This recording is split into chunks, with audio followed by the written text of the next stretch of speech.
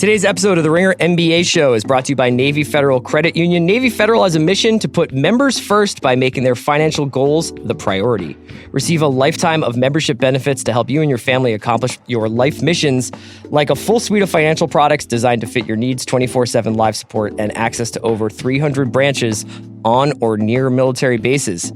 Visit NavyFederal.org for more information. Call 1-888-842-6328 or download the Navy Federal Credit Union app.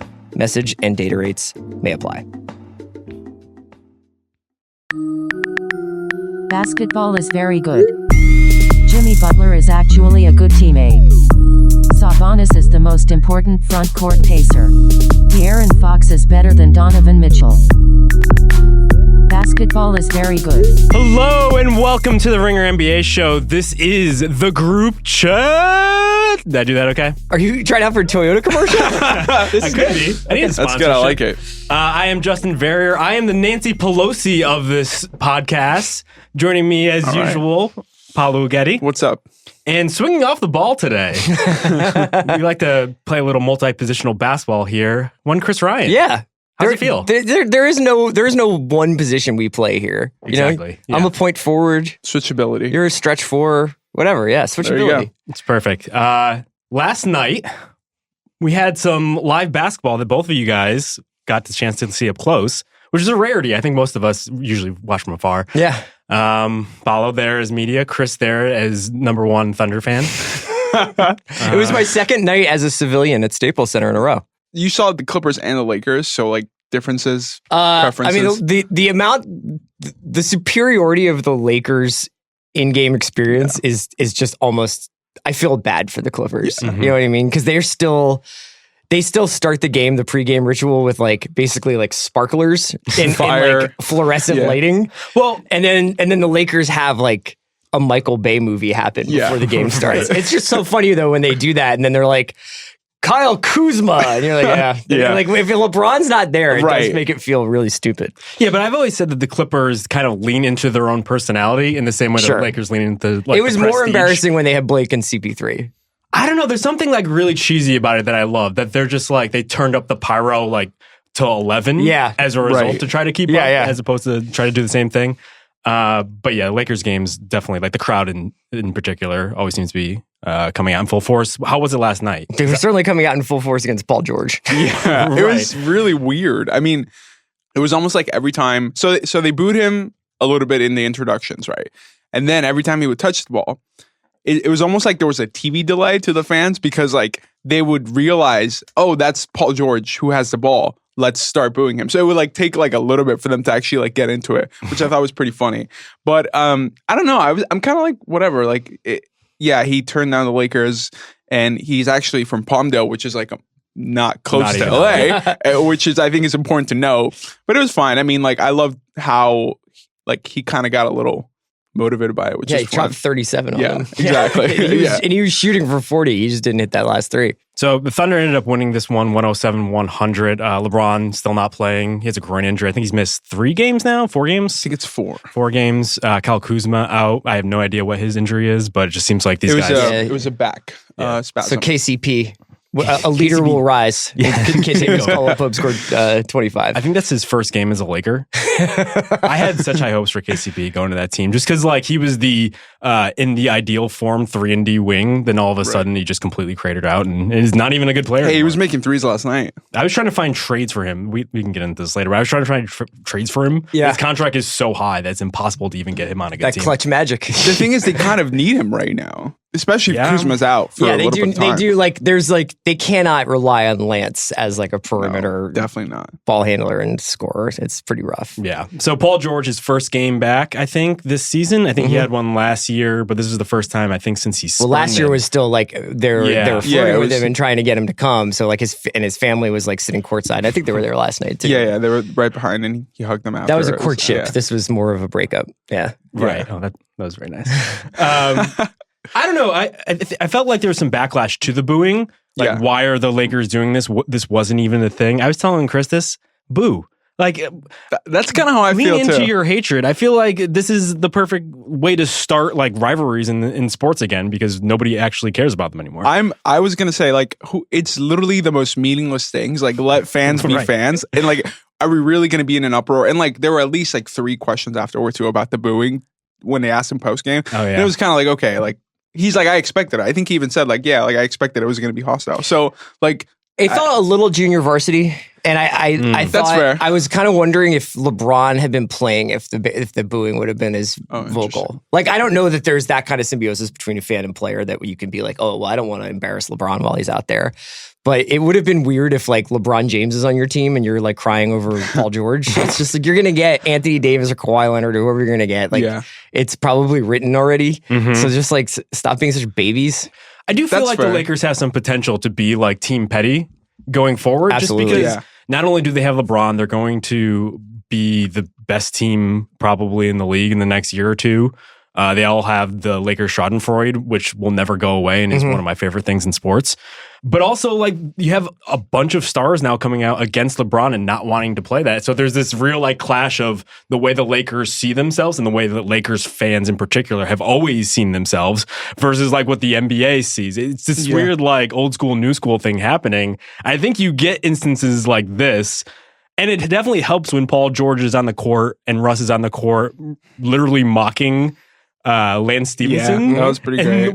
And not only mocking him, but Russ, the facial expression on him was like he was about to strangle him as he was doing the 3-point guitar celebration. It got pretty chippy at the end. Tyson Chandler, Terrence Ferguson tried to block a Josh Hart dunk and flipped over and landed on his hip, and then like pretty much 2 plays later, Tyson Chandler clotheslined him. And then Tyson Chandler was getting really mad at Jeremy Grant for dunking with like no time left.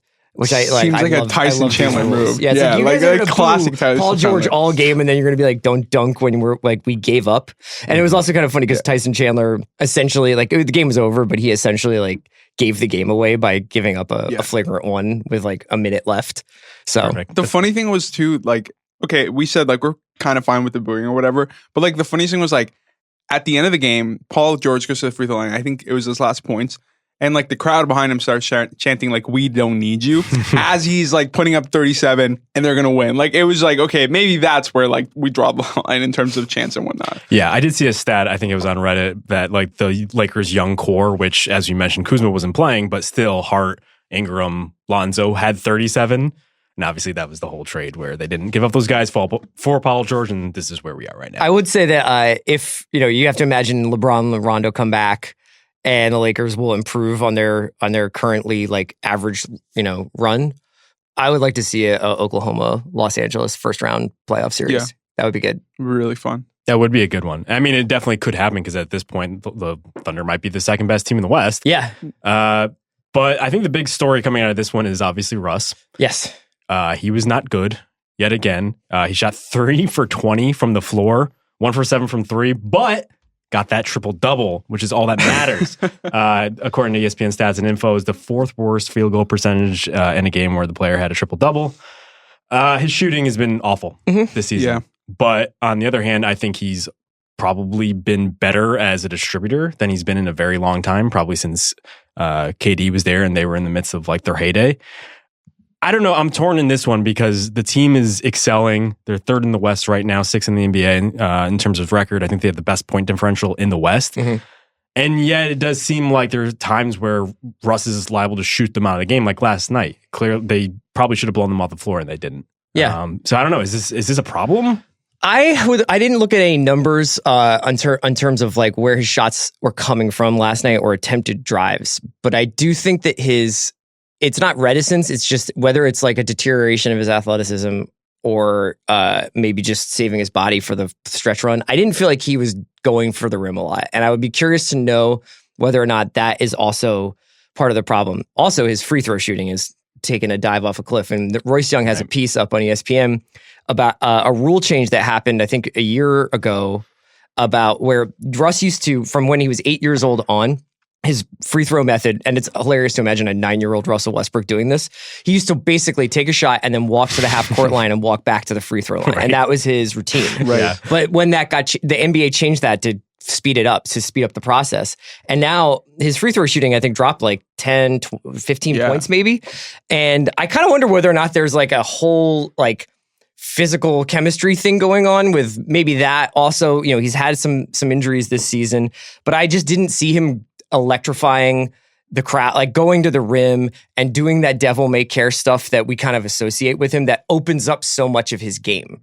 I wonder how much it is about the temptation to shoot, because you started to see this a little bit last night where defenders are kind of almost daring him to shoot. And there was a few instances where we had the ball, whether it was near the mid-range or more specifically outside the three-point line, and he would just kind of jab step a little bit and like see if like the defender was actually going to come out a little more and challenge him, and then he would take it. Like the fans started chanting like shoot it, because they were like, oh yeah, he's going to miss it. Like I wonder how much that plays into it, where he just wants to keep taking shots because he feels like it eventually they will go in, and he's getting the space to take them.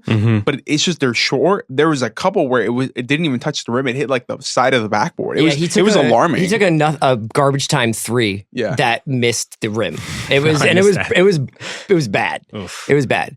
I mean, I guess shooters shoot. And like you want that when it comes to someone who's an actually good shooter, but when it's Russ trying to shoot his way out of this, you also have the problem that like even when he gets back up to speed, he's probably only still shooting 30% from three. Sure. So, I mean, he's just in too highly valuable a position to be this bad shooting. Like he can't shoot this poorly and have this high of a usage rate and take this many field goal attempts if he's going to miss like this.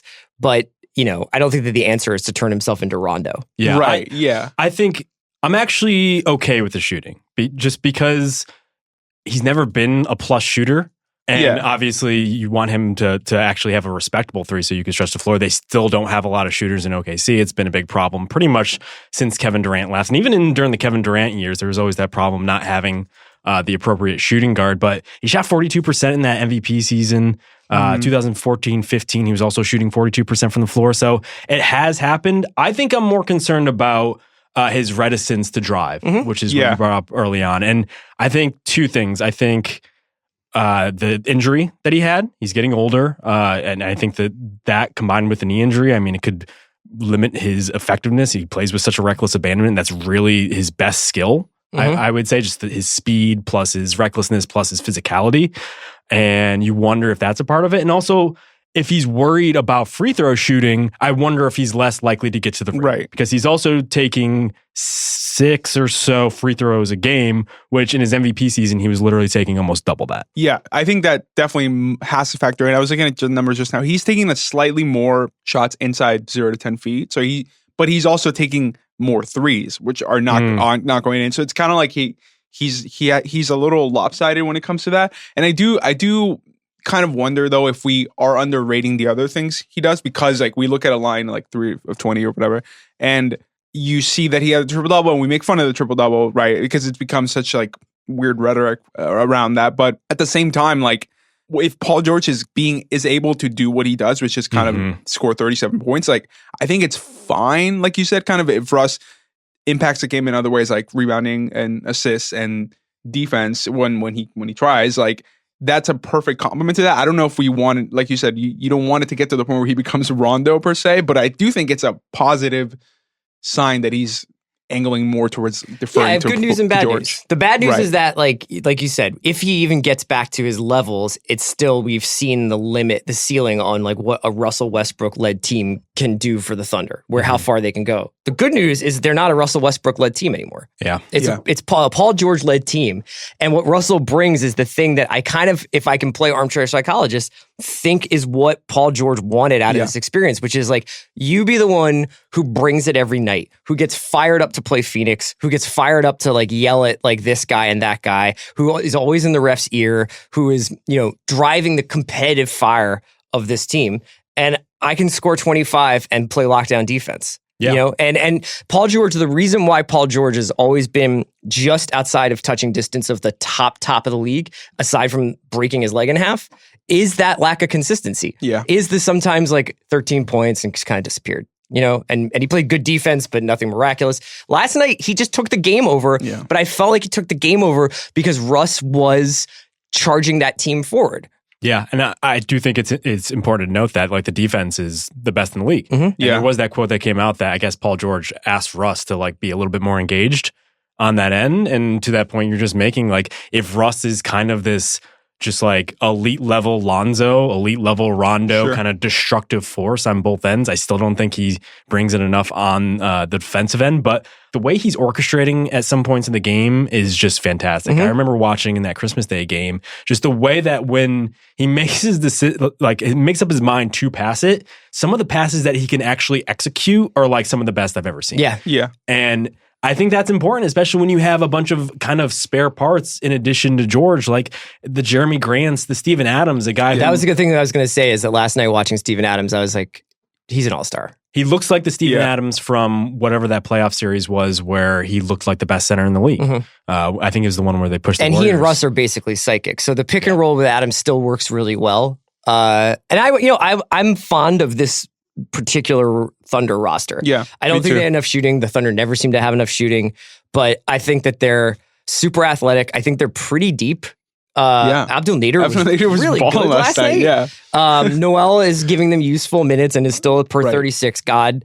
They don't have Abrinas right now, but like they have some useful players coming off the bench, which I think was always the like, especially in the lean years, it was Russ would sit and the plus minus would swing to 40, when Russ was on the bench. And then when he was in, he would have to claw them back into games. And that's as much part of the MVP myth as the triple doubles was his, like the reliance they had on him. Right. I also think that we talk a lot about, what's a team's identity? What is the thing they do well? And this team clearly has one, that they're really good defensively. Yeah. And when you have kind of that bedrock, I think it's easier to deal with, like we said, the off shooting nights from us or Paul George has an inconsistent. I think it's easier to stay in games when you have that kind of the defensive identity to fall back on. I think they're a great regular season team. I think, like you said, the defense is there, and I think when the offense fluctuates, you can always count on them to lock down and pretty much shut down one of their best opponents on the other end. As a result, third best net rating in the league. I do worry about the offense. They're 20th overall, which is not a good sign. Mm-hmm. You always want to get to like top 10 at least on both ends of the ball. And I do worry come playoff times if all of those issues are suddenly going to come up. The Ben Simmons playoff experience is like totally lingering over like every take I make now, just because of the way that we thought so highly of him and all of a sudden he couldn't shoot in one series and now he's just like completely diminished. I do wonder if those sorts of things I start noticing them more now, and I look at the team and like the fact they don't have shooting, the fact that you could just pack the paint on some of their bigs. I think it's going to be a big issue.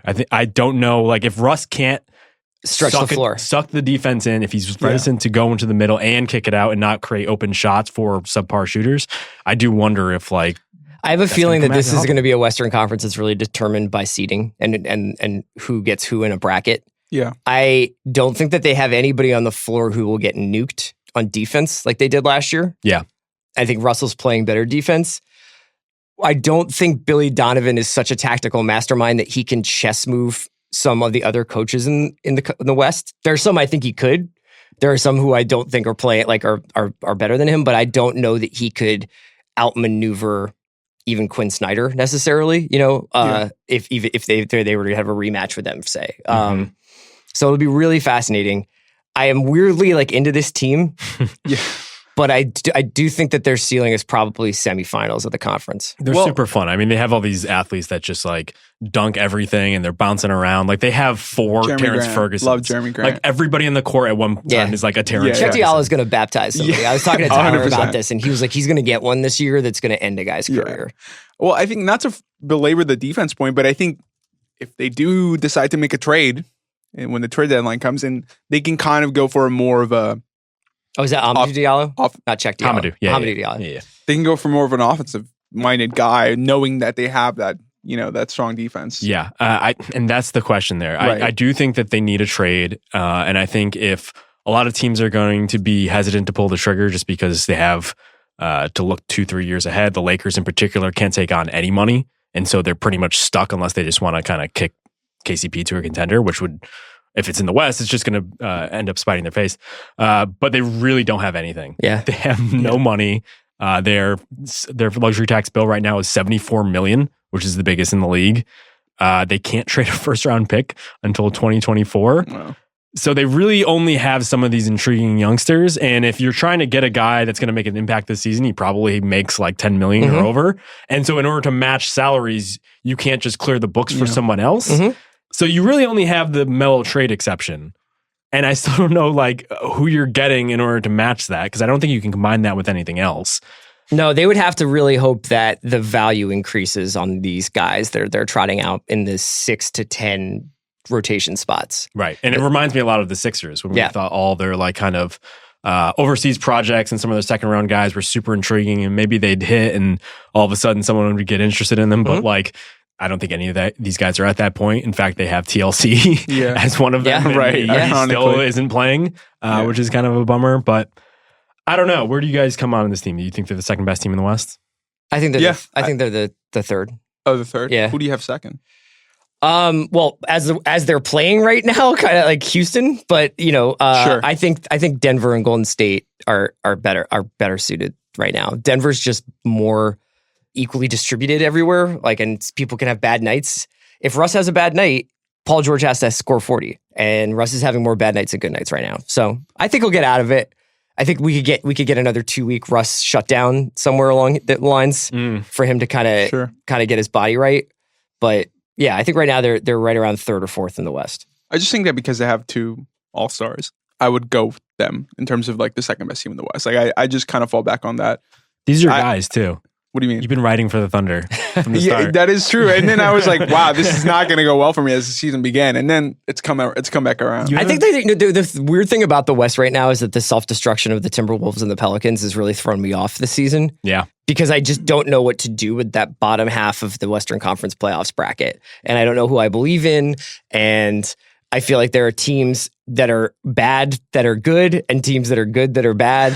And there are teams that I'm like, well, you guys are going to bottom out. But, this is the interesting part of the season where teams like San Antonio and Miami are kind of relying on their institutional know-how of how to get through a season. And they're starting to drift upwards because of that. Yeah, I do think that we could be in a situation where the boldest teams might have a huge advantage. The teams that only have to play for this season that can make the trade for an Otto Porter, that can make the trade for a Kevin Love type or whatever like B-level star that could shake free here in the next couple of weeks. February 7th, I think is the trade deadline. So we're about a month away. And I can't quit the Pelicans for that reason. Their starting 5 is actually really good. I think Elfrid Payton back in there, it just makes sense now. He kind of like stirs the drink and everyone gets involved, but the bench is just so horrible. I do think, and I really want to stop myself from saying this, but I think if they get Mirotić back, they do something for Porter, I think they can be easily in the mix for the top 4 again. That's really crazy. That's and they're 8 games behind the Thunder right now. I don't know if Alvin Gentry makes it to like February. Are you serious? Wow. Yeah, I know. And I don't think Dell Demps makes it much longer. It is pretty interesting though that it could go so dramatically either way. Like I don't think they are top 4 material, but I think that they definitely could get back in the playoffs if AD has a run and Mirotić comes back. And because like that system works so well. Granted, Rondo was on the team, but it worked so well at the second half of last season. I remember like when they came around to LA and they played the Clippers, it was like you felt like watching like a top West playoff team, and you were like, oh, this team actually has a shot. And then of course they did it when they swept the Blazers. So I don't know. I mean, it is such a high variance with this team that is like they could also just bottom out. Here's the case. That last year, they were pretty much in the same situation right now. And then they tore off that incredible second half of the season. Right. But they're not going to have like a massive tactical reimagining like they did last season. Well, I guess the counter to that would just be that they're already in it. Like they play, like their base setup is what they were when they were at their best last season. Mirotić and even maybe they're even better because they have Randall to just throw in there. I don't know. I just think like they also have the contracts. They have the willingness to like prove to AD. I don't think long term it makes much sense. And if anything, it will just make it more complicated going into free agency. And I think their luxury tax bill also becomes a huge issue because they've never been willing to pay that. But let's say they trade for Otto Porter and let's throw in Jeff Green. I have the trade machine now, but as if I'm okay. So this is Operation Save the Pelicans. Yeah, you give them You have to give him Randall, which is fine. Like he's good, but I think overall he hurts their defense and he won't be a factor in the playoffs because you can't play him in crunch time. Solomon Hill's contract, and then you throw in Frank Jackson in the first round pick. I mean, you have absolutely the green light to do this because you need to do whatever you can sell whatever's not nailed down right now because you know that you will be able to refill the cupboard with Davis. Yeah. And that's the thing that they have to do. They cannot pretend to be like, we really think we can sell Anthony on the future of New Orleans and the culture that we've built here together. You have to basically sell everything around him to get the best possible return to build a team that can go at least to the second round, if not to the conference finals. And then if that blows up and you miss the playoffs or whatever, then you trade Davis. I mean, you probably have to trade Davis because he's going to leave anyway, and you need to get something back from him. I think that even if they make the second round, part of me feels like this is already a non-conversation. Oh, yeah. I think ultimately... And that's a little fatalistic, but... Like, No, I think ultimately they're probably looking at that reality. And I think if you talk to those people like off the record and like ask them what they actually felt, that they're probably preparing for the worst. I just think you make a move like that because I think it can also help you when you get those guys. Maybe it's Drew Holiday and Porter and Ingram and Lonzo and I don't know, you bring Mirotić back or someone else, and all of a sudden that's like a fun team that you can keep like going with. And ultimately, that's what you need in New Orleans. You need something to sell to fan base, and I think it would probably be the best received team that they've had in a little while there because they played with such top-heavy teams with such high expectations that never fulfill them. And I also think more importantly, if you make a trade right now, it gives them a shot in the arm. And this team reminds me so much of the Lob City Clippers, where they were at their end of the run and there was just like that Charlie Brown cloud hanging over them everywhere they go and nothing works. And like maybe the coaching staff doesn't fit and we don't have a bench and all this stuff. And there's just like, it's such a malaise and everything is such a goddamn slog. It's like so boring to watch. But I think there's something about what happened with Mirotić, getting him in there, like having success that just energizes AD.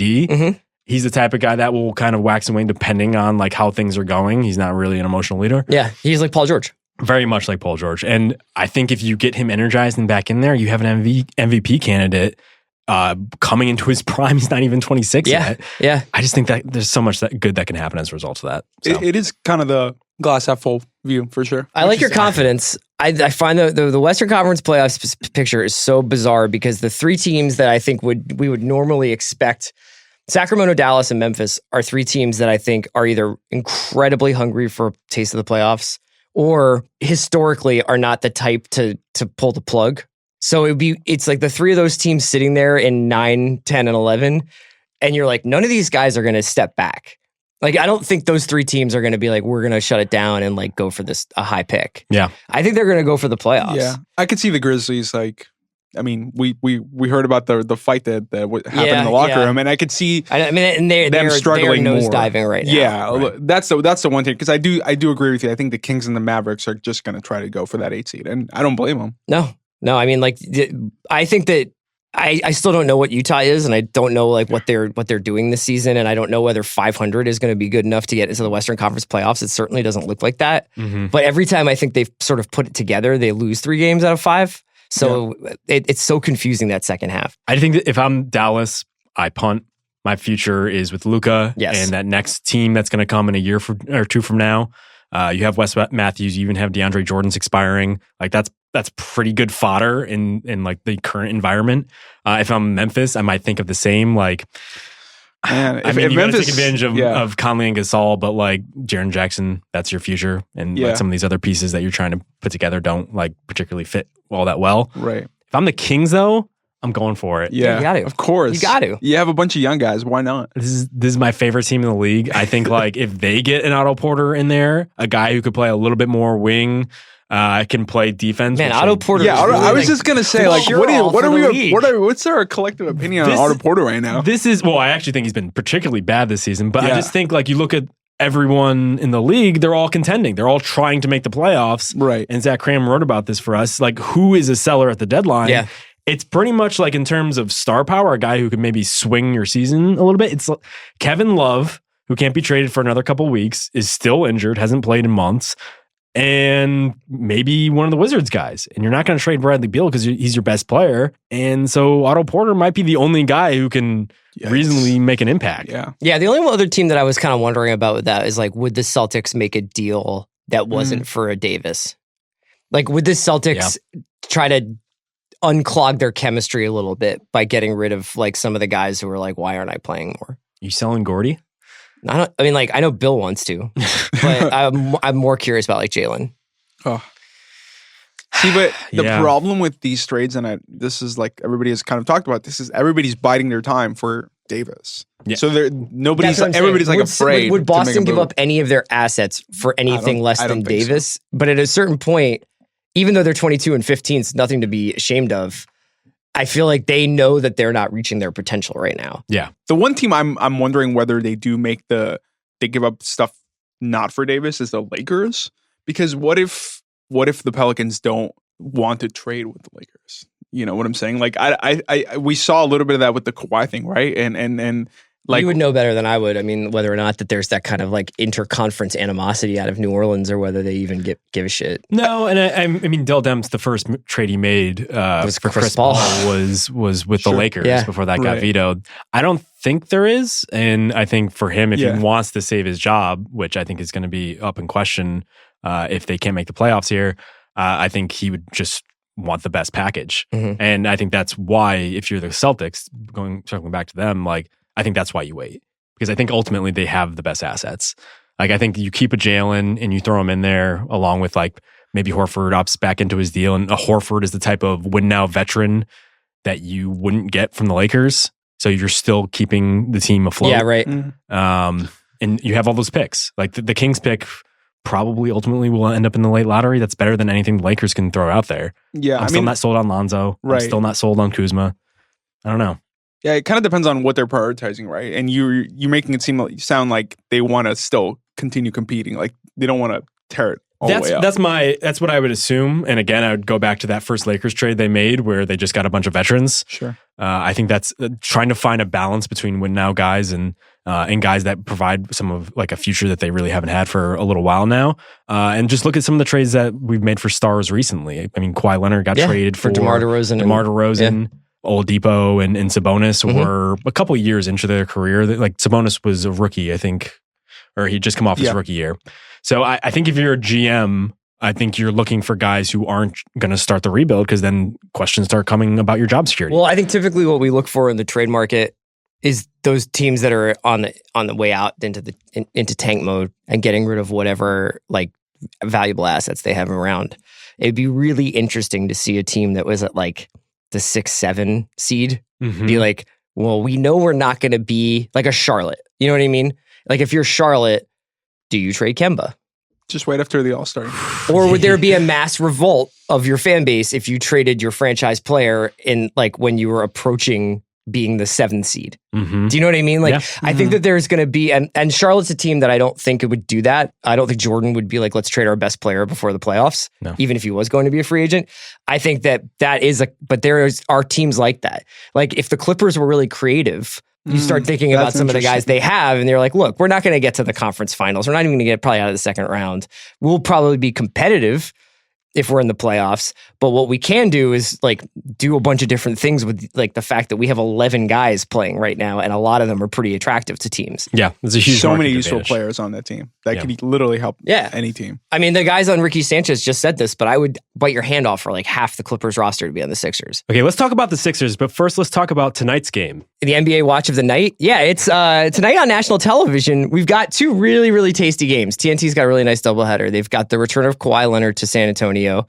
So speaking of booing, like we did earlier with Paul George, San Antonio probably has a little bit more of like of grounds to boo, I think. But the big game, obviously, is Golden State and Houston. And James Harden on this incredible tear of shooting tons of free throws. So congratulations to the MVP, the reigning MVP there. But he's taking his game to Golden State. That's on TNT tonight. And I'm excited for that game. I mean, like, it's going to be another 40-point. Yeah, I just think that like this is like the most vulnerable we've seen Golden State in years, and Houston is obviously playing with the safety off, so it's going to be really, really cool. That's tonight at 7:30 Pacific, 10:30 Eastern on TNT. And remember, if you want to watch every NBA game, subscribe to NBA League Pass on NBA.com, Amazon, or your local cable or satellite provider. All right, let's get to the main event here. Your Philadelphia 76ers. Chris, you spent a lot of time back in the home state. I did, yeah. What county are you from? I'm from Philadelphia. Yeah, it's like I feel like I live right. My mom lives right north of the Art Museum. Wow. It's not even like a neighborhood. No, it's not like Bucks County. It's Fairmount. Yeah. So you were in Bucks County. No, I was not. And tell us about the Philly. Well, I've had kind of a weird couple of weeks because I came back in after the break and I went into Danny and Justin's office and I was like, I have watched more basketball in the last 3 weeks than I probably have all season, but I've exclusively watched Sixers games. Right. And I think Danny, we don't know if it was you or Danny who said, that's how most people watch basketball. It's like they have their team and then they watch their games. Yeah. And we're more like, I'm trying to get this Grizzlies game nailed down before I check out the Pacers. It's like, no. Life's pretty weird when you only watch the Sixers. It has its highs and lows. But I've watched pretty much every Sixers game since the beginning of December, which is a lot. Okay. Yeah, and I went and saw them against the Clippers the other night at Staples. Okay, so what is number one takeaway from your Sixers meditation, I guess?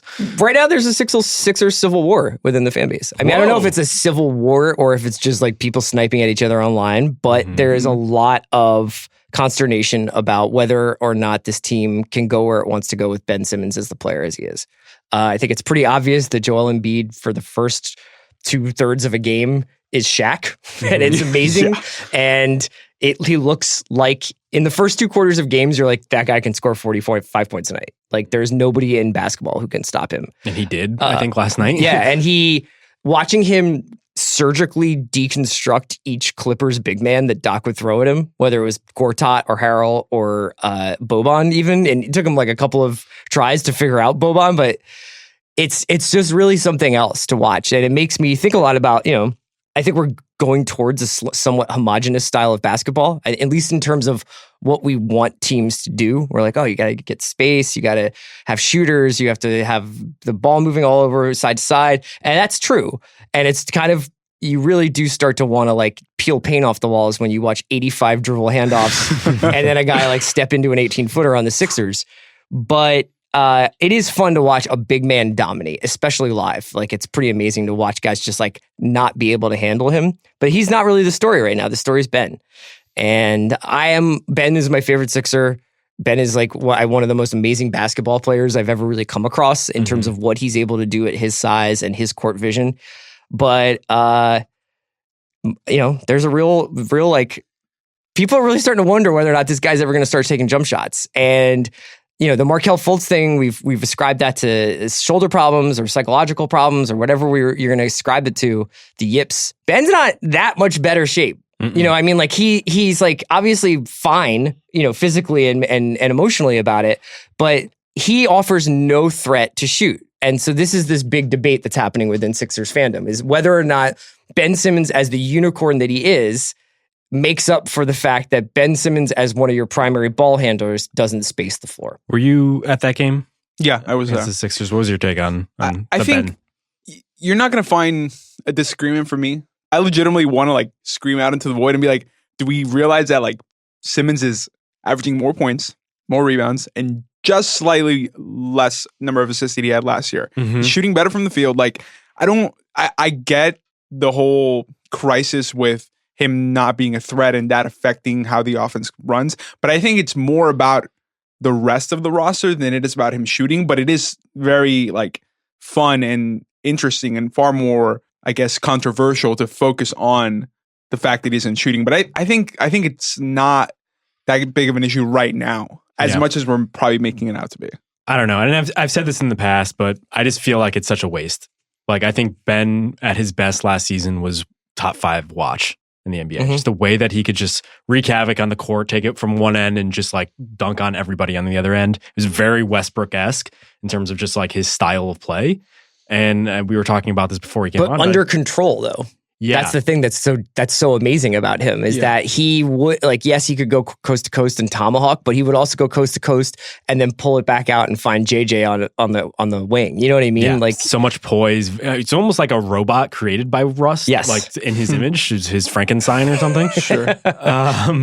I mean, there kind of is a similar issue where his style of play is creating all these kind of auxiliary concerns that in a vacuum, he might be their best player, but with the guys he's paired around, it's really interesting the kind of tension it creates, especially in the Eastern Conference, which even though the Bucks are there, even though the Raptors are there, I still feel like if the Sixers put it all together, if they get some guys around these three guys, I still think they're a pretty dangerous team, especially if the Celtics can't get their shit together.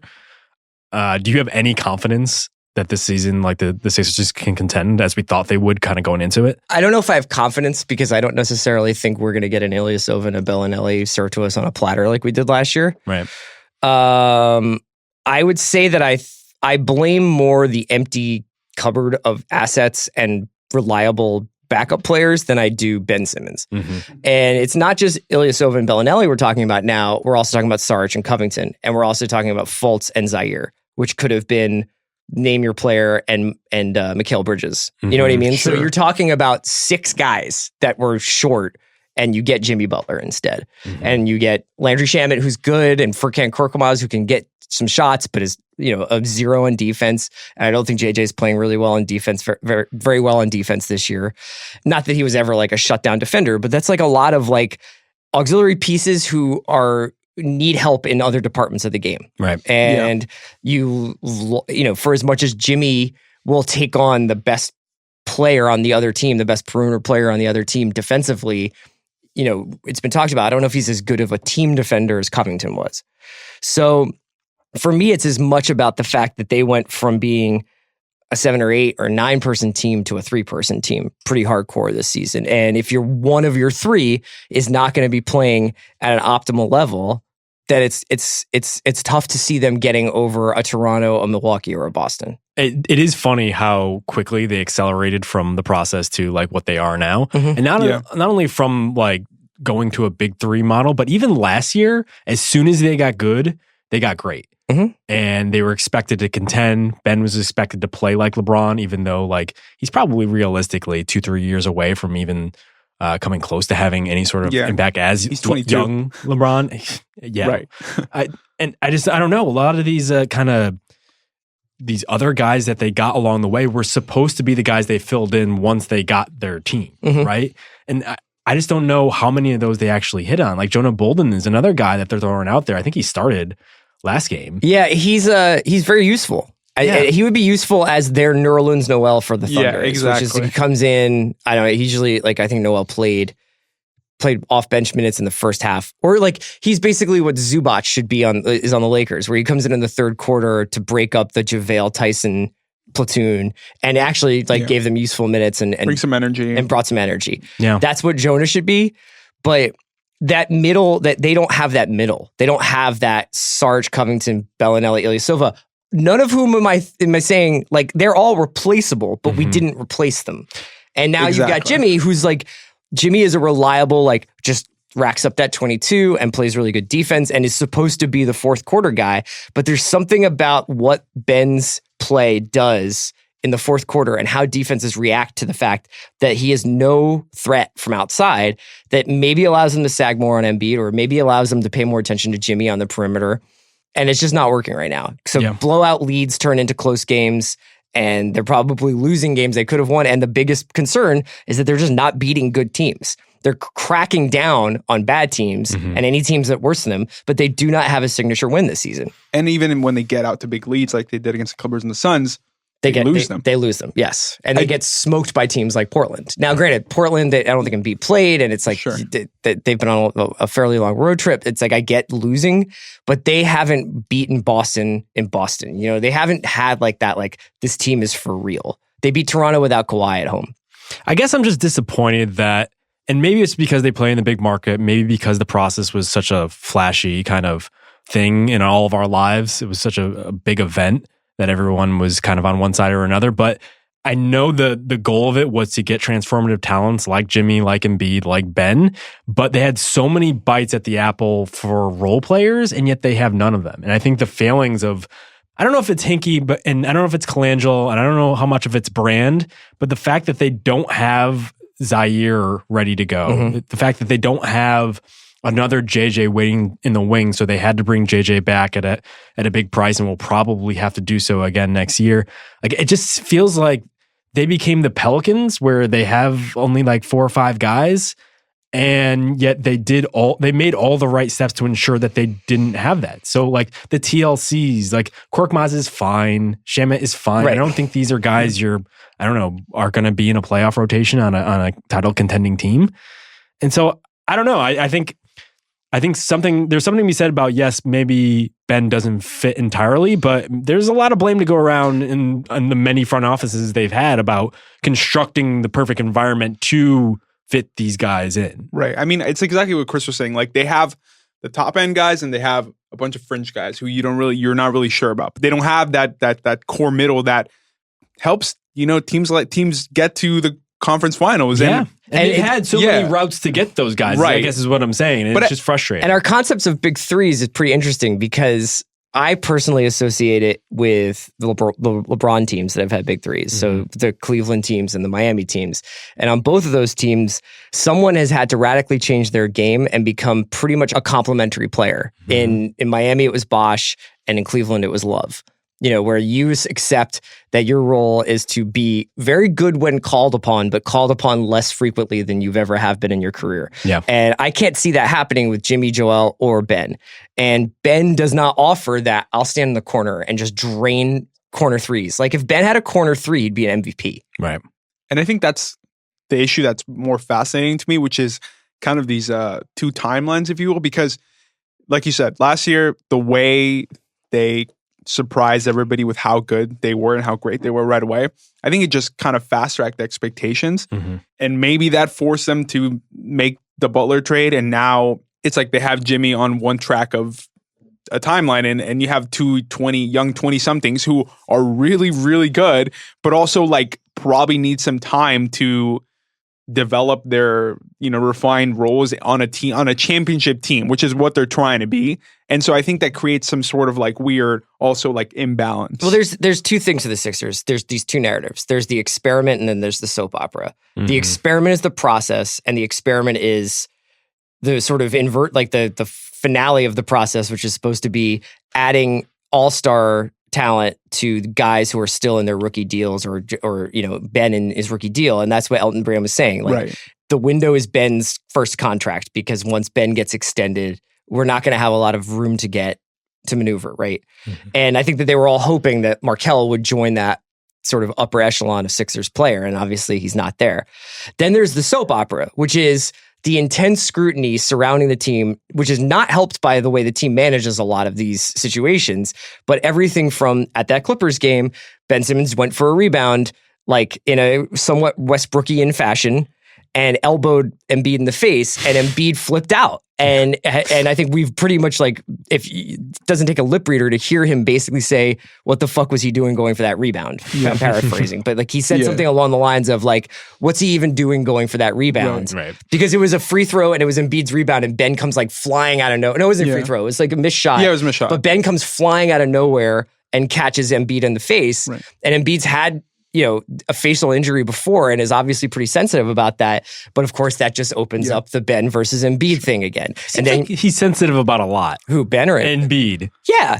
I think he's sensitive about the fact that I am unguardable, and in the fourth quarter I don't get the ball. And now some people will be like, well, Embiid's out of shape, so he's not really there in the fourth quarter, and he's obviously tired. But I don't think he thinks that. And this is right back to like, this is exactly what Shaq used to say. Is like, if you give me the ball, we will win. It may be boring. You may not have fun doing it. I may sometimes not pass out of double teams, but I guarantee you I'm going to score like 65% of the time you give me the ball. That's crazy. Yeah. But that's the thing, is the Sixers do not ever seem to have quiet time. It's always something. It's always some post-game comment, a guy who's not ready, a guy who's hurt for mysterious reasons, a guy who won't shoot for mysterious reasons. And that's just going to be the story of this team, and whether they can weather those soap operatics or is as important as to whether or not they can fulfill the process. Yeah, and I do wonder like if this is the downside finally of Embiid being so online and so willing to speak his mind about everything. Sure. He's one of the probably biggest stars in the league right now because of his personality, because of like his antics and what he does in the court, and it's great to watch, but like maybe don't like criticize your coaching staff like every time they put you on the arc for like a couple possessions because like we know you're great in post-up situations, but hey, maybe if you hit like 1 or 2 threes a game, then things start to open up for Ben and start to open up for Butler and it's all that. Also, like you played 2.5 seasons at this point. Like I'm really glad that you're healthy, but like maybe like make it through like what would have been your rookie contract before you start acting like you're fucking like LeBron James. I know, but prime. But that's who he is. Like it's so funny watching him like speak post game too, as he did at the Clipper game. Like he has like no filter, and he's so in control with what he says, but also at the same time not. If that makes sense, like. Because like somebody asked him about the Beverly scuffle, and he had like a ready-made answer about the Simmons incident that he thought that he was being asked about Simmons, but he was actually getting asked about Beverly, and there was like a weird confusion about it. Like he was like, I have these bits, but I don't know how to like. I don't have like extemporaneous conversation. Yeah, it was. I don't know. It's just, and also he said like. I think he had a quote where something like he doesn't want to shoot threes or something, or he doesn't like shooting threes anymore. And then like that's the first shot he took in that Clippers game and like made it. So it's like, I don't know. He's all over the place, but also he's their best player. So it's like, what can he do? The other thing is like, it's weird that we've completely forgot the fact that he's like had all these injury concerns. Like maybe it's because like we don't want to think about that. But man, he takes a beating in games. It's like because when you watch it up close, it's like you forget how much. If you're a big man who has the ball a lot, you're just like every play is a foul. Yeah. And if he doesn't want to stand around the arc, you're taking more of that. And so it's weird that like it seems based on what you're saying, like the local perspective is flipped to where Embiid is like the chosen son, whereas I think it's just there's just basically there's a debate happening. I mean, you can find it on Ben Dietrich's Twitter. It's pretty easy to find, but just like people are basically like, we will not beat the Celtics in Boston ever if Ben Simmons can't shoot jumpers. Yeah. I disagree with that though. Okay, like I can't wait to find. I can't wait to have evidence to the contrary. Sure, but yeah, that's basically the concern. I think in an ideal world, you could flip Ben Simmons for somebody else to come in there. I'd rather go down with the ship. Okay, I would rather go down the ship just because you love Ben that much. Yeah, he's a miracle. Like he is an amazing basketball player. I think as a basketball fan, I would just love to see him run his own team. I've said this. Like, if he was in Orlando with just like a bunch of like incredibly long athletes that are just running the floor and just looking to dunk everything, like it would be the best league pass team in the league. And I'm constantly saying to myself, like, why don't we have this? And maybe that's why I'm just talking through my feelings. But this is interesting. This kind of goes back to what I'm saying, where it's like, this is the difference between you programming for a league-wide experience and me being like, I don't want to let this like incredible conflation of talent go without giving it a couple of runs. And maybe, like honestly, like Jimmy Butler is awesome. Yeah. He is like really, really, really awesome, but he is the first person I'd see the back of before I saw Joel or Ben leave. I'm curious, do you, obviously very few times past, but like, how do you feel about the trade? Like, would you do the trade again if you could change it up? Yes, okay. Because there's also a really good chance that they like get better because they've literally been playing together for 6 weeks now, and like they had like 5 practices or whatever. Like, I don't think that they're installing a lot of stuff. I don't know if I want to pay Jimmy Butler $190 million because he does not look as explosive as I remember him. Maybe I'm skipping the Minnesota part, but like I just remember him being a much more like physically imposing player. Yeah, and he's a lot more late period Dwayne Wade to me right now. Okay, but good. Yeah, but like latter period Dwayne Wade. Than like early period Jimmy Butler, where you're like, man, this guy is ferocious. But you kind of have to because you lost Covington and Sarge for him. Yeah. Like, well, I do wonder one thing. I think they'll have enough cap space to go after a major player. Like maybe this all is settled in the offseason. There's a path to a 4th star. It just involves basically getting rid of the rest of the team. Which, if it's someone like Kemba, who I think would be a really good fit there because he could still guard point guards. Ben can kind of like go around. He could play off ball. He could run a second offense, maybe keep JJ. I don't know, whatever. I also wonder if there was just another trade to make that wasn't the Butler trade. What if you waited and all of a sudden you're in the derby for maybe not Anthony Davis, because I don't know like how well that Embiid fit works, but like maybe someone like him. There's always going to be the next guy. Maybe it's a Kevin Love. I don't know. There are guys that you can go out there. Maybe you can get an Otto Porter if you. I think so lucky. I think that's the one that I will always wonder about is Beal. Sure, that's a great one. I love that fit. Because that was the ideal player for me. Yeah. That was the guy who kind of takes anything that Ben can't do, Beal makes that better. Well, I'm sure we'll never talk about this again. So that's good. Well, that's it for this edition of Group Chat. For Chris, for Paolo, for Bobby Wags on the 1s and 2s. We will see you next time. Basketball is very good.